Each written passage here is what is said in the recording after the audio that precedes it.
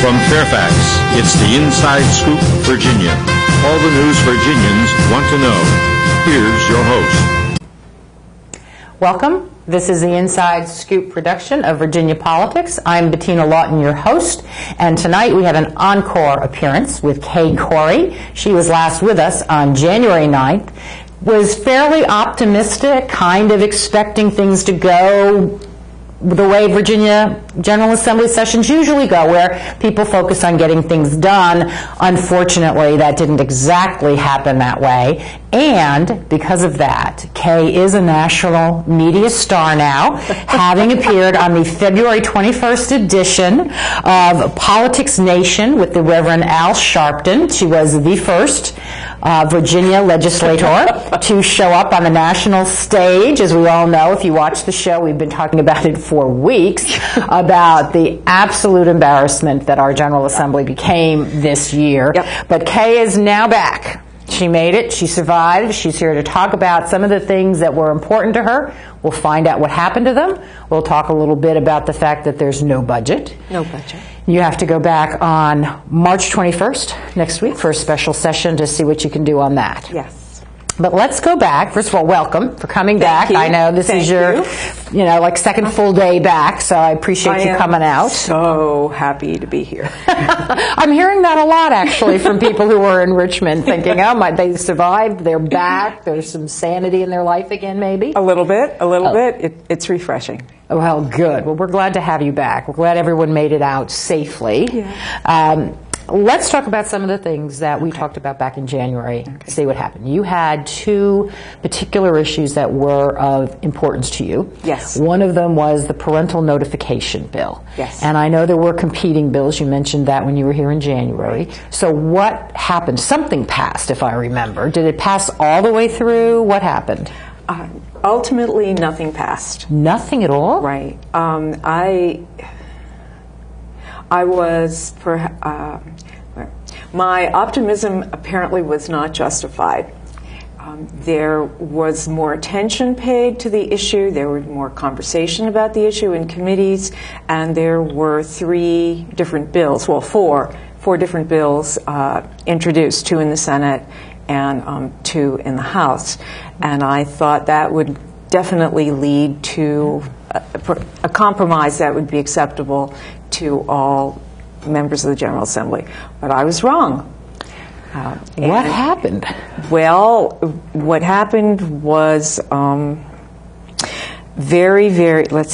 lot of input on the part of advocates and constituents that I think made the whole situation way more complex than it needed to be, because the groups that were supportive of the issue were our parents, teachers, your regular voter, and the professional educator lobbyists are all opposed. The superintendents, the school boards, and the principals associations.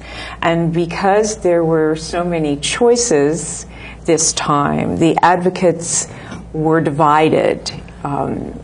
And, the session moves so very quickly, there's not time to meet with people and say, wait a minute, just pick one. And I think that is what led to the demise. Senator Peterson's bill did make it out of the Senate. Okay. However, my bill and Tim Hugo's bill both lost in committee.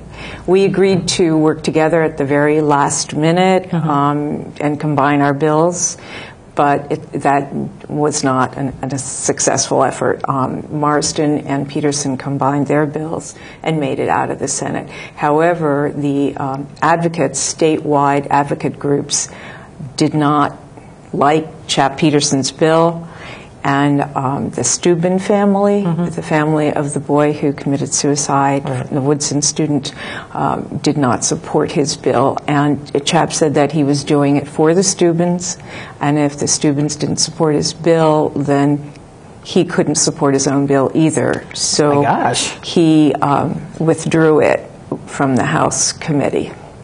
Oh my gosh. It's kind of dramatic. Yeah, that's very dramatic. It was a very dramatic session all around.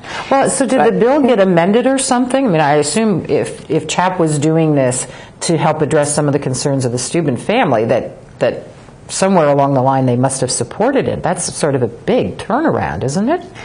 Or did it just get amended, or something happened in the interim? No, it wasn't amended at all. What all of the different groups involved had hoped for was that these bills would meet in a conference. Mm-hmm. None of us expected that the House would not pass anything. Since last time, the House unanimously passed my bill, and there was very little comment about it at all. But CHAP's bill alone didn't create enough change, and the students thought that it would be better not to have any bill. CHAP was very gracious. He got a lot of constituent emails, mm-hmm. and he did what he thought was best. I'm hoping that we will have enough energy to come up with something next session. You know, it seems like it would be very sad if there's no bill that passes at all in the next session. So is the status then of the disciplinary process and the parental notification just whatever an individual school district is doing? It's decentralized? Yes, it's up to each individual school board. And of course, it would be terrific if all this attention and thoughtfulness and different groups advocating for change mm-hmm. would be enough to create change on the local level. Well, what's the prospect for that? Because I did see, and our newly elected school board person from Hunter Mill, Pat Hines, was on the show. Yes. And we talked about parental notification, and she said, yes, something needs to be done, but she really was more on local control. So is there any sense, I know you've been back all of 2 days, this is an unfair question, but I'll ask it anyway. Is there any sense of whether the Fairfax County School Board is actually going to do something about this? Well, I know that there are a number of, it could well be a majority now since the election has really changed the composition of the school board. I know that many of the school board members want something to change, want to redefine the disciplinary process in Fairfax. And I'm hoping that they will be successful. But Bettina, this has become statewide and even national. And there's a parent group in Loudoun, there's one in Chesterfield. There are a number of groups around the state that are clamoring for change in the discipline process.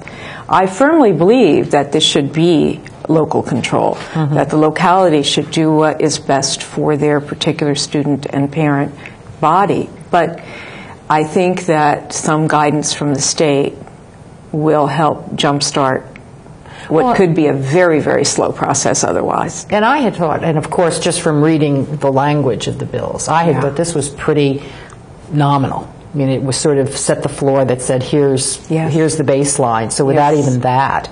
But so for the people who are watching and who are interested in this issue, they need to go back to their school boards then on an individual basis. The people who are watching and who are interested in change in the discipline process need to do two things. They need to push their school boards.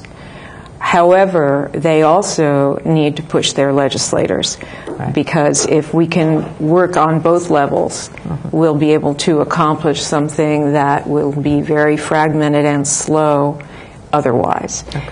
The superintendents and the principals associations on the statewide level, including the school board association on a statewide level, are just adamantly opposed to any state recommendations about the discipline system. And is this more of the control? I mean, the one thing that I always see with the Principals Association, and I disagree with them on a lot of stuff, is it's all about they have their own little turf with their schools, and they want to keep that control. They don't want someone else telling them what to do. I have to tell you that there's a real difference. I hear different voices when I talk to individual school board members in Fairfax, but in other parts of the state, and individual principals. They are not supporting this adamant, inflexible position that their association has. The principals are not all, but many. and neither are the school board members. I would hope that any of the principals or school board members who are listening would get in touch with their associations and be sure that their lobbyists are representing them. Mm-hmm. Yeah, that's a good advice. I'm also going to recommend to the people watching that they go to your website. It's kkory.com. Yes. Because on it, you have a link that will take you to your legislation. Yes. And the school notification, parental notification bill is listed. And there's a link, and you can take it, and then you can find out how did your particular representative vote on these kinds of bills. Exactly. If they didn't vote the way you wanted them to vote, you need to get a hold of them. And even if they did, get a hold of them and say, hey, appreciate your vote on this. But let's keep it up. Keep it up. Keep the movement going. Yes. So do that, people. And I am planning to meet in the next few months with the different statewide groups and really hoping to hear from constituents and advocates so that we can put together something that will have so much momentum the paid lobbyists won't be able to stop it. Now, I know you've, again, been back for 2 days, but do you have any town halls lined up where people can come and talk to you or raise this issue yet? I have some community drop-in hours at Thomas Jefferson Library on occasional Saturdays from 10:30 to 12:30. I have community hours, and I have scheduled one session on the 31st of March. Okay, great. So I'm hoping people will come and talk to me then about what's on their mind, this issue and anything else. Okay, well, good. So March 31st, Thomas Jefferson Library. 10:30. 10:30. Mm-hmm. All right, be there, talk with you, and get that done. Yes. All right, well, that doesn't sound wonderful. I'd hoped for much better news, and when I saw the fury in the paper about people saying to CHAP, your bill doesn't go far enough, blah, blah, blah, I thought, oh, well, it must have made it all the way through, and obviously it didn't. No. So that's unfortunate. There was another issue that you raised, and I'm going to raise it really briefly because then we're going to have. Well, I have good news about that one. Oh, good. Yes. Good. So we have to say to everybody to stay with us because when we come back, there'll be the good news. Yes, good news. I am desperately looking for good news. There's not much. There's not much, but I have good news about the ICPRB. Oh, yes. Excellent, because I'm looking for it. I'm definitely looking for it. Stay with us. If you don't remember what those initials mean, I will tell you it is the Interstate Commission on Potomac River Basin, and it's a big environmental thing. And Kory is going to be with us after the break to talk about it. Thank you. She's had more than a dozen fractures. And in the next few years, she faces 2 major surgeries to strengthen her fragile bones. She's only 10 years old. Most people don't worry about fragile bones until late in life. For those with osteogenesis imperfecta, brittle bones are a concern throughout their lifetime. Find out how you can strengthen this child's future. Diabetes is a killer. After I was diagnosed, I didn't feel sick, so I didn't listen to my doctor. Then it struck. I had a heart attack, then a stroke, and I was only 49. Most people with diabetes also have high blood pressure and cholesterol, which can cause severe heart damage. In fact, 2 out of 3 people with diabetes die from heart disease or stroke. Don't let diabetes destroy your life. Call for your free diabetes survival guide. Choose to live.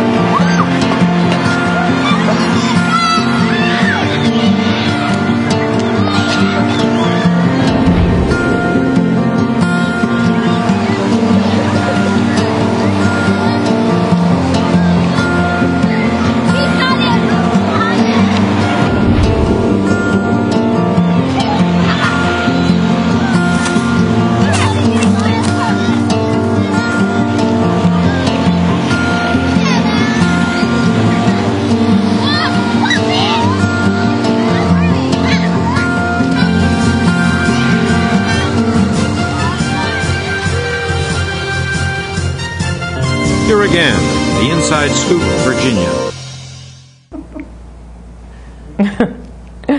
We're back. I'm Bettina Lawton, your host, and with me is Kory.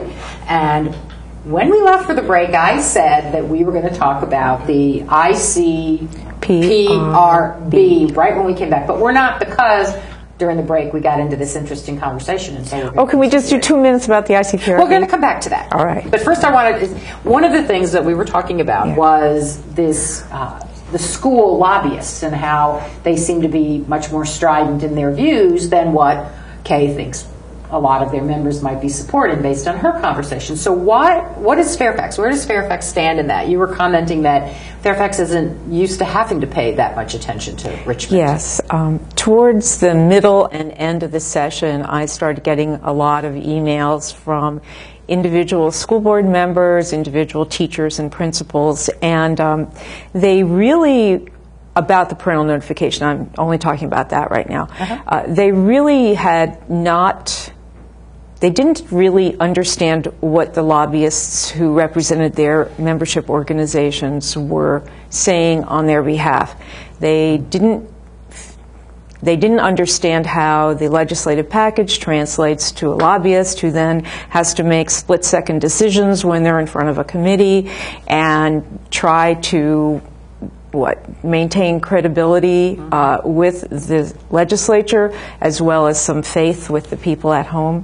And most of the people that I talked to were totally unaware of that whole process of how, when you vote on a legislative package, when you're part of a membership organization, that becomes the word, and there's not much deviation because things move so fast in Richmond. And I really think that Northern Virginia, especially Fairfax, just not used to paying much attention to Richmond. There's not been much threat from Richmond. The budget has usually been the big thing.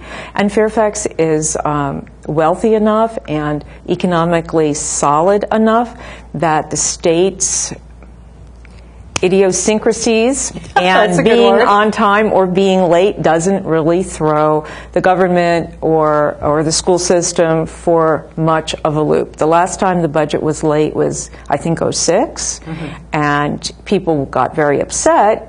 It made it difficult to put together a budget document here, either from the county or the school system, but it didn't leave half of the funding up in the air, which is usually the case for the rest of the state. So I think this has just been, a big surprise for many, many people. And I hope whoever's listening will start paying a great deal of attention to the state next year, because it's going to be just as threatening. Yes, it will be. And hopefully, now that we have a new school board, yes, they'll have a new legislative package. Yes, you need to pay attention. All right, I promised we would do this. Interstate Commission on Potomac River Basin. So, why should you care? Exactly. You should care because the Potomac River Basin is the source of drinking water for 8 out of 10 Northern Virginians, and for the majority of the businesses in Northern Virginia. And in the past, there have been lawsuits between Virginia and Maryland over water rights to the Potomac Basin. The Commission has successfully prevented lawsuits for, I don't remember how many years, but a number of years, and come up with compacts that all the states involved, Pennsylvania is part of it too, and D.C., will be able to manage the water supply in times of drought, as well as work together to meet the EPA requirements. And it has been a relatively low-profile organization over the past 5 or 6 years. And for some reason, Governor McDonnell decided that Virginia should pull out and save the membership fee, which is $150,000 a year.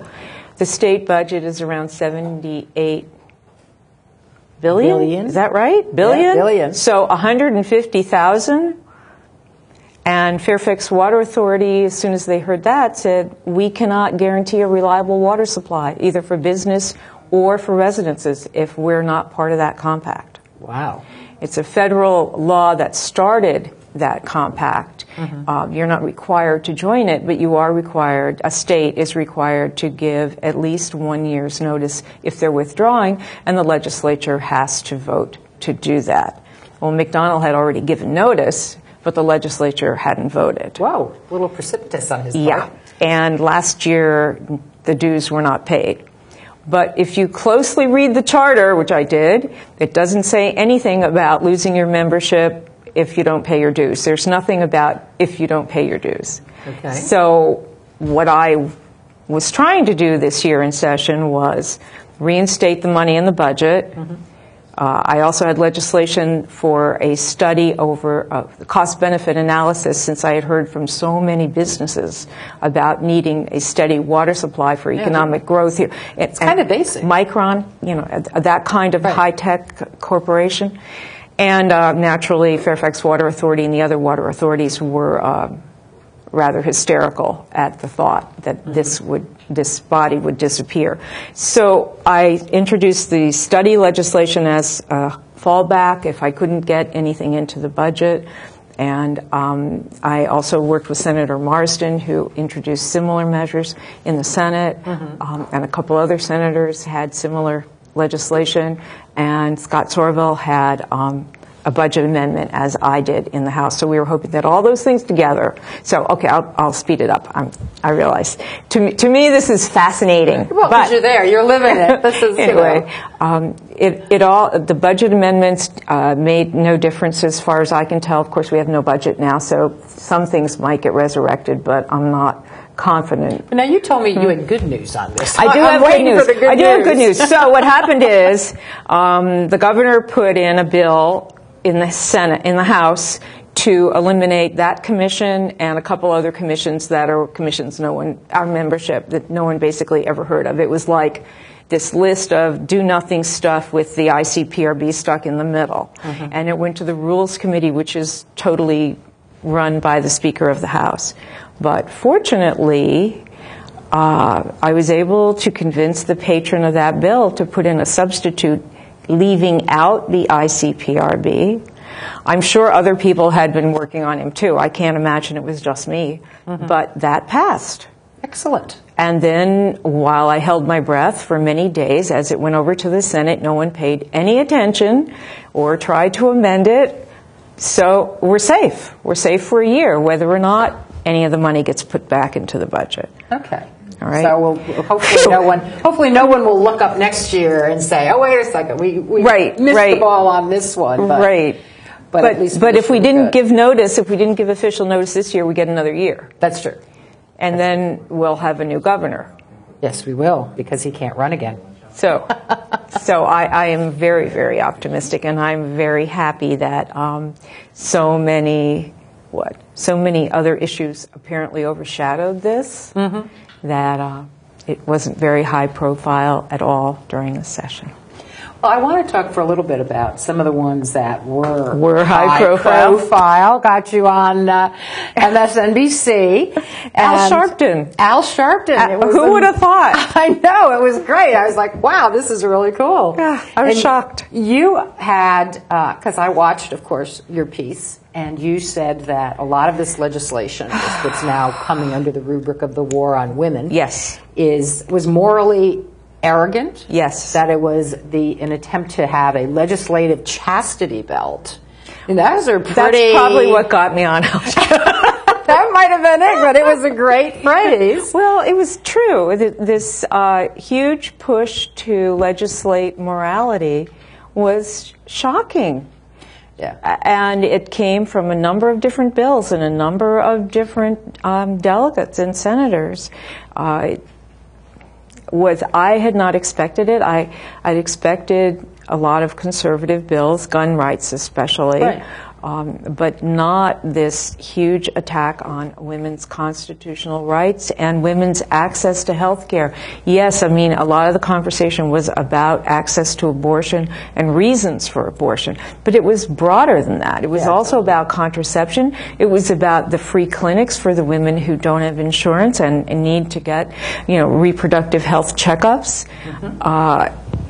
I was speechless. I thought it was a shocking display of hypocrisy, chauvinism, and some of the delegates who introduced some of this legislation insisted this was about informing women. I have to say, I am not that ignorant. I do not need a sonogram to inform me of anything.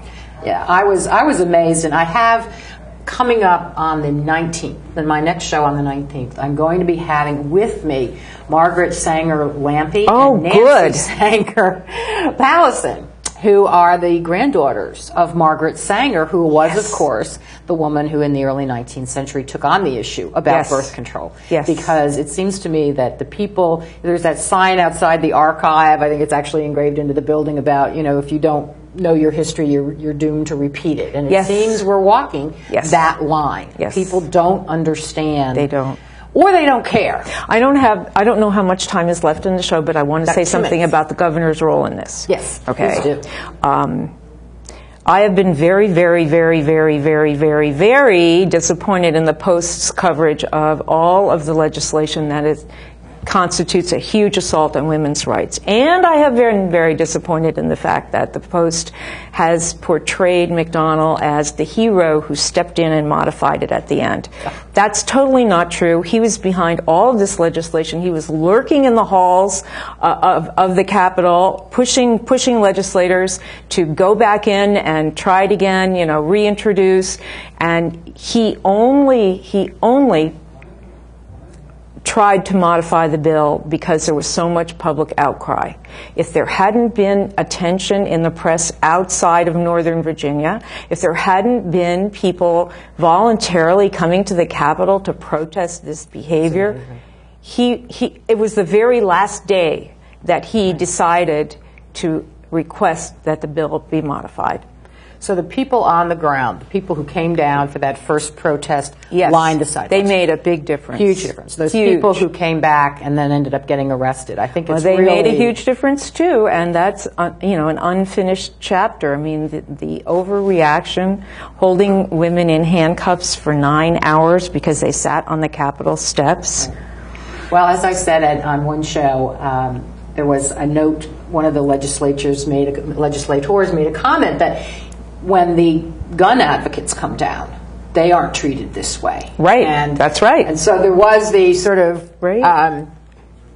facetious, perhaps. Well, I restrained myself. My initial speech, I had comments in there comparing the women's reproductive rights advocates to the gun right advocates, but I thought that was going too far. Apparently it wasn't.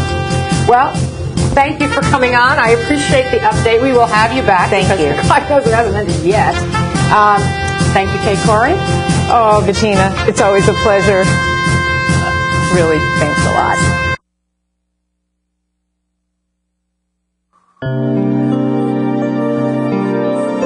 Art, a universal language, an expression of culture, of self. And now, thanks to Empowered Women International, a way for emerging and established immigrant and refugee artists and artisans to find hope to earn a living while enriching the lives of all of us. Empowered Women International, making a better America every day. For more information on Empowered Women International's educational programs, or to make a tax-free donation, contact cfrip@aol.com.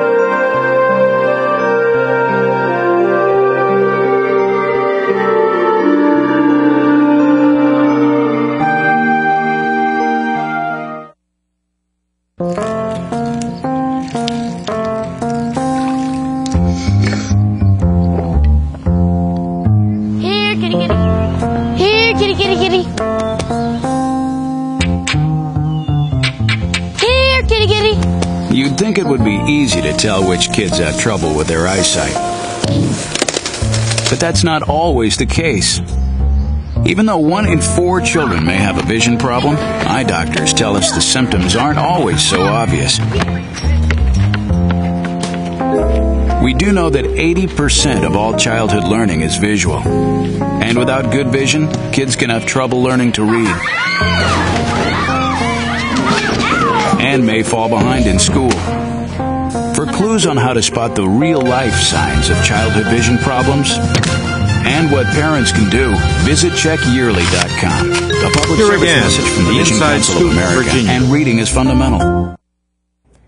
Welcome back. I'm Bettina Lawton. I'm the host of Inside Scoop Virginia, and you'll notice that we have changed delegates. And we now have Delegate Scott Surovell with us. He is the Democrat representing the 44th House of Delegates District. And thank you for coming. I know you were busy coaching soccer for your girls, and so I appreciate you coming on over to talk with us about what happened in the legislative session. And you were last with us on January 30th. People were still somewhat optimistic at the time, but that all sort of cratered. But let's talk about your legislative priorities. When you were with us before, you were talking about the shortfall in the budget, which obviously is still an issue. And then you were also talking about the Commonwealth Transportation Board and how the membership hadn't been adjusted in a long time, and you were hopeful that something could happen there. So what happened to that legislation? Right, that was probably my number one legislative priority for this year. And my bill, I can't remember how far we got into it last time, but my bill actually got stolen by two of my Republican colleagues. Okay. And two state senators put the same bill on the Senate side. Actually got stolen by three Republican colleagues. But that's pretty common in Richmond when you have a good idea.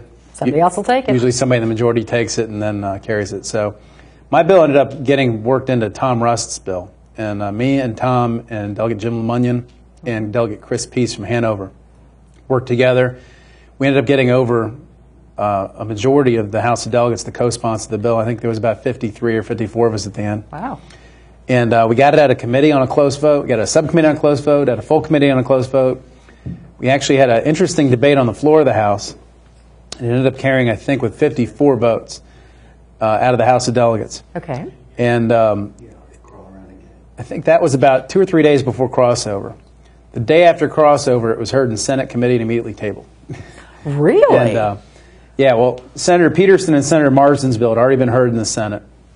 And their bill had already been, it was either tabled or continued to 2013 for further study. Okay. And they did the same thing to my bill. It's now Tom Rust's bill. And it's a pretty big change. And the Department of Transportation voiced some concern about changing so fast, and they want to have a little more time to study it and look into it. I complain that they've been studying it and looking into it and thinking about it for 3 years now. Yeah. So, but we're going to look at it again for another 12 months, and hopefully next year we'll finally be able to push it through. I think that they do have the votes. They did try and kill it in the Senate. That vote failed. Oh, that's good. But they wanted to just look at it for another year, and so I'm hopeful that we'll finally get that to happen. And as you mentioned, I mean, the Commonwealth Transportation Board is the board that decides how money is spent, which projects get funded. And right now, we have Richmond, Hampton Roads, and Nova has 65% of the population of the state, and we have 33% of the votes on the board. And that's something that just needs to change. And I think there's a lot of momentum to change it. So we'll see. Well, in transportation in your district, because you have Route 1, you've got like 7 miles of Route 1 in your district, which really needs serious work. That would be an enormous benefit to you guys. Yeah, Route 1 desperately needs widening, and it needs enhanced transit. What I would like to see is the yellow line extended from Huntington through Beacon Mall, down through High Bluff Valley, through Fort Belvoir to Lorton. And, oh my gosh. That would be, I think, ideal, and along with some enhanced transit, some widening of Route 1. They say it's just the widening alone is about an $800 million project. A metro extension is probably $3 to $8 billion, depending on whether it's above or below. Good Lord. And the biggest project that we funded in the governor's bill last year was $150 million. Just to give you an idea of the sizes of projects that aren't getting funded right now because of our shortfall. I mean, we're not doing big projects anymore. We don't have the money. Well, how could you then get realistically even hope for something like the subway to come out your way through your district? Well, getting a metro extension is a long-term process. Right. I mean, it's at least 10, 15, 20 years. And the key is to get all the planning done so that when the money is there, you can be right at the head of the line with all your plans in place and you can just implement. And personally, I think that sooner or later this country is going to wake up and realize it's sort of falling behind the rest of the world in terms of high-speed rail and transit usage, and we're going to make some big investments in that probably in 10 or 15 years. That's what I think is going to happen. I mean, I've been to other countries where you can ride the distance from D.C. to New York in 90 minutes for $30, and wouldn't that be nice? Gee. I think sooner or later we're going to wake up and realize everybody else has passed us by. So. Yeah, they definitely have, because the rail systems in other countries are just so much more comprehensive than ours. We've got nothing. So, but it is a long-term project to get any kind of metro any place these days. Yep. As we know. Let's talk about. We're going to save the budget issue for last because it is still unresolved. But you had another piece of legislation that I thought was an interesting one and timely because it involves protective orders among people who are not family members. And for those of you who don't know what a protective order is, it's an order that if you feel threatened by somebody and you meet certain criteria, the court will say you have to stay away from. That person has to stay away from you. And I saw that your legislation, it was referenced in connection with the yearly Love case, and that was the soccer player who killed his girlfriend. He just recently got convicted of, I think it was murder too. He didn't get capital murder. Right. What's the status of that? What happened with your bill? I had 2 protective order bills, and they both were, I don't know whether they were tabled or passed by indefinitely, but the one that I think you're referencing had 2 components to it. One was, what happened last session is that we opened up protective orders a lot more to people who are not household and family members. Okay. It used to be before, if you were not a household or family member of someone, that you had to file a criminal charge at the same time you filed a protective order, or else you could not get a protective order. And the Yardley Love case raised everybody's awareness of that, and anyways, last year we allowed people who have not filed criminal charges to seek a protective order. Okay. One of the problems that created in Fairfax was with respect to children, because there were children who were either the aggressor or were the ones feeling threatened, but there wasn't a court that had jurisdiction of the case, because the juvenile court only has jurisdiction over household and family members, and the general district court doesn't have jurisdiction over children. Oh, okay. And so the Crime Commission recommended that they make the juvenile court jurisdiction clear to allow children to have jurisdiction over protective orders for kids if they're either the victim or the aggressor. And my legislation would have implemented that recommendation, plus I had a second recommendation in it, or a second piece of language to confirm an Attorney General's opinion, where Ken Cuccinelli confirmed that how a juvenile may bring a protective order, either on their own, by a guardian ad litem, or by a next friend, or by a parent. Mm-hmm. And my second piece of language codified his opinion. That piece of language gave the conservatives on the courts committee a lot of heartburn, because they felt like it would empower children to go to court and get protective orders without their parents' involvement. And so they killed my entire bill, even though it had the other piece in it that was needed. And what happened was the other piece came through in a Senate bill that Senator Howell was carrying, and that bill passed. And so it's identical to my bill. That part of it is identical to my bill, and that part passed. And so that's on to the governor right now for signature, I think. Really? So you might get at least half of it then? Right. The one part. And it had not occurred to me that there was the problem about kids versus the criminal stuff. So, good. Yeah. Well, a child can threaten an adult just like an adult can threaten a child. And there have been situations where, an older child, a 17-year-old, will do something to for example, an 18-year-old college student. I mean, and there wasn't clear jurisdiction for that. Like if an 18-year-old and 17-year-old were dating, and there was no jurisdiction for anybody to hear that order. So. Yeah, a huge hole. That's really a huge hole. It's amazing that nobody sort of ran that down in years past, because it's kind of obvious. When we make big changes, sometimes it takes time for these things to percolate out, people to see where the holes are. So. Okay. Well, let me ask you a couple of other things. There was some recent issues with the mortgage foreclosure settlement. We apparently got a bunch of money, $69 million. Right. So what's this mortgage foreclosure settlement? It's part of a bigger, it's a nationwide thing, right? Yeah. I would have brought my prop with me if you had told me you were going to ask me about this. You have a prop for this? Yeah, what happens is in January, late January, the attorneys general of about, I think, 48 states announced a settlement with some of the big banks and mortgage processors. Mm-hmm. A $25 billion settlement. And part of the settlement, I think $3 billion is cash for states, and Virginia's share of that is $67 million. Okay. So as part of the settlement, Virginia is getting $67 million.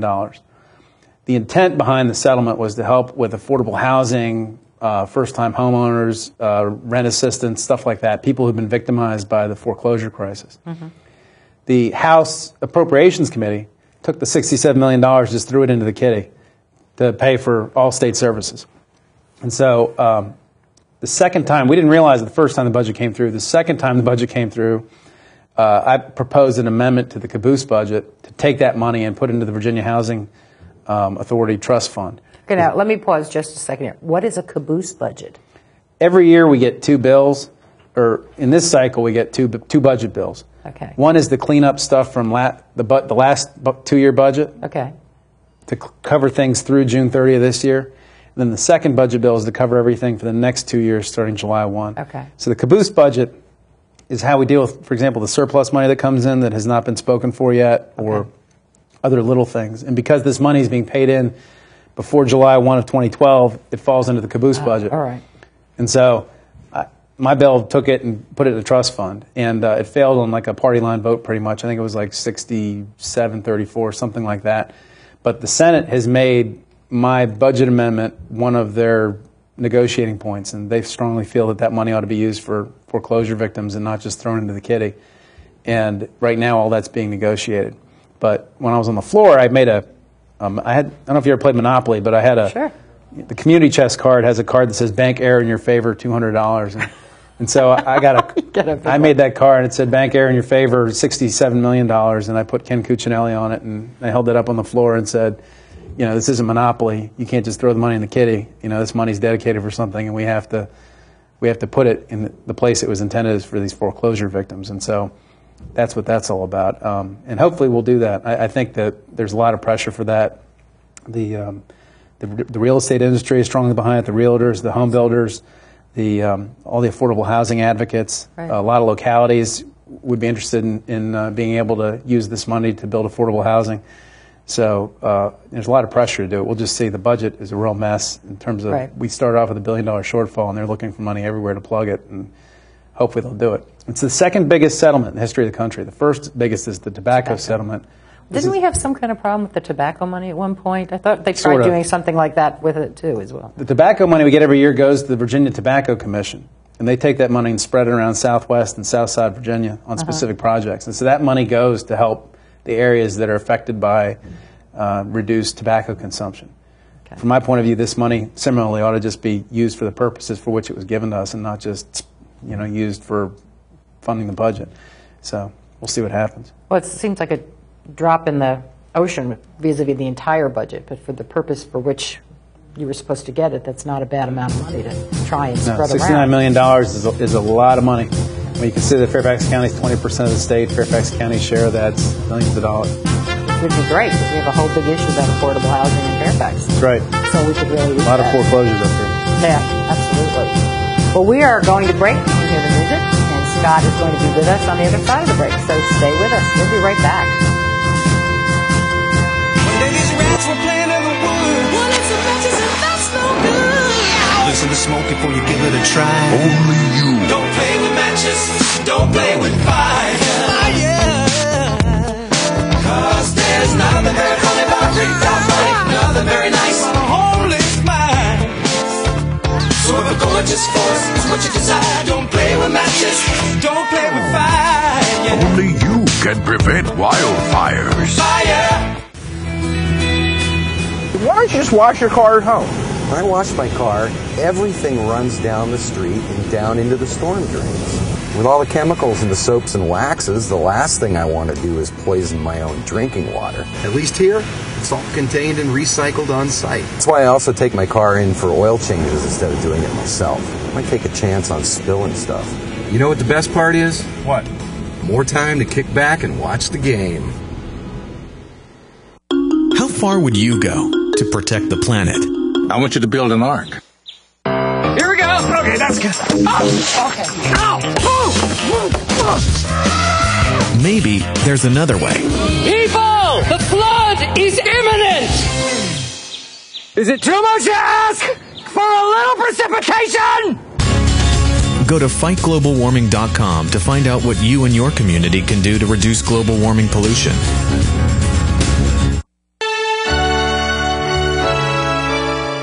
Somewhere around the world, there are men and women of the armed forces risking their lives, helping rebuild communities after natural disasters, collecting toys for needy children, tutoring kids in school. These are your sons and daughters who work to keep us safe, secure, and free. Dedicated men and women who put their country first.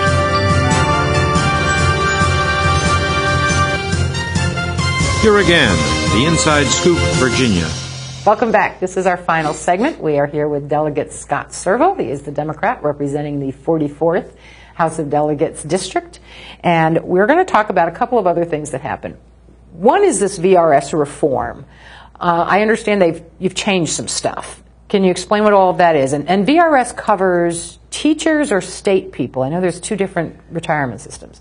Well, it's one of the most complicated. I mean, as an attorney, you probably know how complicated defined benefit pensions are. And nightmare.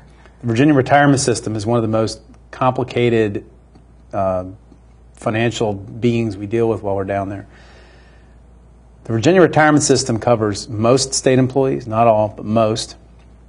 People like judges, VDOT workers, college professors, me. It covers a lot, and it also, there are 579 political subunits that buy their employees into it. A lot of localities do. Mm-hmm.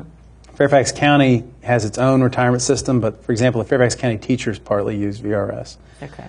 But a lot of localities aren't as big as Fairfax. VRS is the only game in town for them. It's a lot more efficient for them to simply buy into the state retirement plan than to create their own. Right. So VRS is a big deal, and it affects thousands and thousands of not only retirees but also current workers, and it will affect future workers. And due to stock market losses, number one, and number two, due to the fact that the General Assembly has refused to put in as much money as our actuaries have recommended for something like 15 out of 17 years or 15 out of 18 years, there's now a $20 billion unfunded liability. Oh my gosh. Which is about 2/3 the size of a one-year general fund budget. It's a massive amount of money. And it wasn't helped by the fact that 2 years ago, the General Assembly decided not to make its 2-year contribution of $630 million to help balance the budget.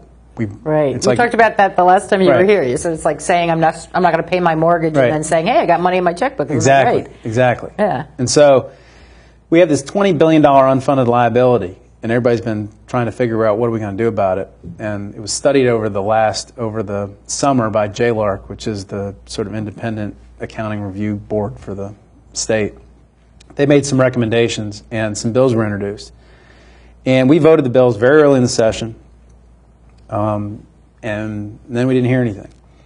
And the proposals were to we have a defined benefit pension. That is your benefit is based on the number of years you have in, your high, used to be your high 3 years. Right.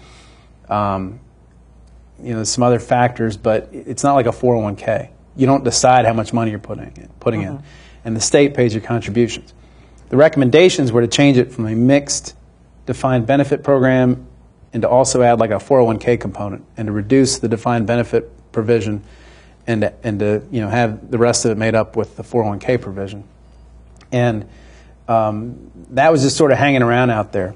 Plus, there's been this lingering controversy about whether or not employees should have to put their own money in, or whether the employer should put it in for them.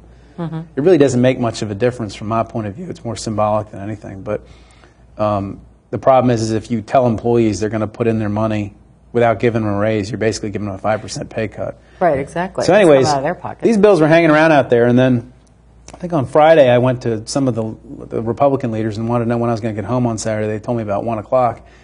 And around noon, 1 o'clock rolled around, and we started hearing rumors on Saturday about how there's a transportation bill coming and there's VRS bills coming. And we hadn't been talking about this for weeks. Yeah. Around 5 o'clock, we got told there was going to be a briefing as to what was in the bill for us, and so we all ran downstairs. We got given a PowerPoint, got 20 minutes to ask questions. We got told about this entirely new retirement plan. Went upstairs, waited around. The Senate had their own separate briefing. They ended up actually voting and passing the bill before we were ever handed a copy of it. Wow. I was tweeting from the floor, well, it's 7 o'clock, still haven't seen the bill yet. 8:20, we get handed a hard copy of the new VRS bill, and of course it's like I think 90 pages long. And I'm a lawyer and I like to read these things. Yeah. And so we were busy debating other bills, so I read the VRS bill on the floor, and we ended up debating it and voting it around 9:30 on Saturday night. And this is a bill that affects billions and billions of dollars and thousands of people, 579 political units, all kinds of different organizations. Nobody has seen it except for the 5 or 6 people that wrote it, some staffers that helped with it. And and maybe some people from the governor's office. It's like within an hour of getting a hard copy of it, you're voting on it? Yeah, the thing was warm when it was handed to me, and virtually, the excuse we were given, well, it's been out there and people had the opportunity to comment, whatever. I don't think many people thought that was actually going to happen because there wasn't any noise about it. Right. And once the new plan came out, nobody's had an opportunity to look at it and vet it and say, hey, you made a mistake here, we don't like this, we don't like that, you're cutting benefits by $1 million over 20 years or anything. And a lot of people still don't even know what's in it. I mean, we were told, again, I called it, in one of my tweets, I said, we're basically legislating by PowerPoint here and word of mouth. I mean, normally when bills are presented, the process is much more transparent. It's all out there in the open. People have opportunity to comment, complain. Right. But anyways, the thing... You guys were running out of time. You had to adjourn. We could have continued this to the special session. There's no reason we had. Okay. There's no reason we had to vote it now. I mean, it's related to the budget. We could have voted it with the budget whenever we do the budget. Okay. VRS is something you could have a special session on all by itself. It's that complicated. And I personally thought it was outrageous that they're treating thousands and thousands of public employees and retirees this way, where they don't even get a chance to look at the plan before we, or the legislation, or have their groups vetted or think about it even before we have to vote on it. I mean, I thought it was outrageous.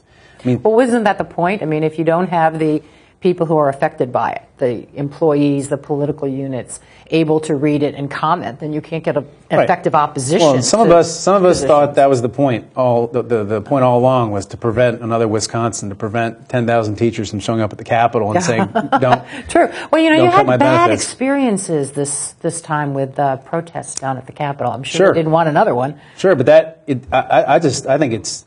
I mean, I was really, really disappointed, and I also thought, just as a public policy matter, the people who are at fault for where the pension is right now is the legislature. It's not the employees. Right. We have not put the money in the actuaries have asked us to, like 90% of the time, and now we're asking the victims to pay for, the malfeasance of the legislature. It's outrageous. And the point I made on the floor was, if I was an employer and I didn't pay my employment taxes, if I didn't put my money into my employee's retirement, the IRS would come take my house, or I'd be in jail. If I was an employee and I skimmed a little bit off the top of my employer's bank account for 14 to 16 years, I'd be sitting in a state prison. But in the Virginia legislature, if you skim a little off the top because you're an elected official, not fraudulently, but out of the budget, you make the victim pay at the end, which is the employees. And to me, it's ridiculous. And we're still trying to figure out what we voted on. Hopefully we'll find out soon. I think that would be nice. As it goes into effect July 1, it would be good to know by then what it is happening to this. It's a big deal. It affects a lot of people. And there's a lot of localities trying to figure out what just happened to them. I mean, some people have estimated it's going to cost Fairfax County, their off-the-cuff math to us via email on the floor was it might cost $15 million. You divide that between 500,000 homeowners. I don't know what that comes out to. It's probably not a huge amount of money, but a lot of people are going to see this VRS bill, especially what we did to the localities and their property taxes. I mean, we're just passing the buck on to the employees and local governments. That's all we're doing. Well, there seems to be a whole lot that goes on down in Richmond these days where it's you guys don't want to, not you, but the legislature doesn't want to raise taxes. They don't want to balance this or that, and so they just push it down the road. And what's happening is instead of it being funded by income taxes and sales taxes, it's getting stuck on property owners. That's right. And that's where everybody's seeing it. And fortunately, when you see your property tax going up, you don't think to go and call you as a delegate and say, what are you guys doing down there? You call up your supervisor, and there's not much they can do because it's all unfunded mandates at that point down from the state. Right. No, we're good at that. You really are. Richmond really is. Yeah. Well, that does not sound like a great ending to this session. I mean, it was a terrible session to begin with, but that certainly sounds like a major change. Well, the transportation bill got sprung at the last second like that, too, and the transportation bill was pretty much an empty joke. I mean... Well, there's no money. No, there's no money, and it redid some formulas, which it shouldn't have done without the money, and then we added these naming rights to the bridges and highways so that we can have, the McDonald's overpass or the... But a lot of the roads are already named. I see it when I go down 95. It says in honor of Private so-and-so or General so-and-so. But going forward, we can have, the Taco Bell Bridge or whatever. That's great. That's what we passed. This is like the stadium naming rights. They think that some rural road in Virginia is going to bring in big bucks. No, in the floor debate, some of the senators speculated that next we're going to have Burger King High School. I mean, that's where they think this might be headed. So. Well, it might have to be at the rate we're going with the education funding in the state. I'm amazed, when you're talking about this is what we're doing and it's all this last minute stuff and all of these unfunded liabilities up for all these years. I kept thinking, Virginia keeps getting named best managed state, one of the best managed states. It's like, this cannot be helping people's perspective of Virginia. I mean, wholly apart from all of the stuff that became the big social agendas and the political jokes that were being made at Virginia's expense.